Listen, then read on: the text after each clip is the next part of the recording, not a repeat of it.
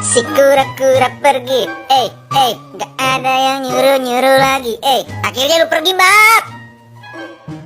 Mantap.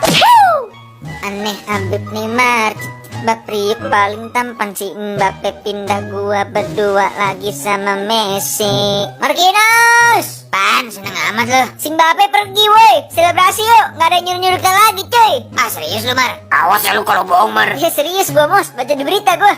PSG berarti butuh striker baru, dan striker baru itu adalah gua.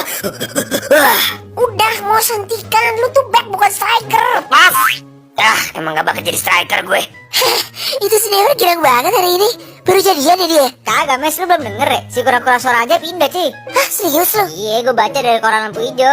Telepon suara Sabi kali biar kita main bareng lagi. Ada videonya Mar kalau itu hoax. Gak pernah pakai aplikasi video-video gitu, gue banyak iklannya. Jalan gue udah seneng juga. Mana yang bilang gue pindah? Kampret lu ya, katanya pindah. Gue udah latihan juga jadi striker. Mau aja lu dibohongin Neymar. Woi miskin, lu kira lu siapa yang nyeket gue depan orang-orang? Lu gak tahu gue ngasih makan tuh orang-orang. Gue bisa Mos pindahin lu ke MU, tapi tato lu di PSG. Bisa gue. Oh iya bukan Mbappe, Raja Mbappe Mos.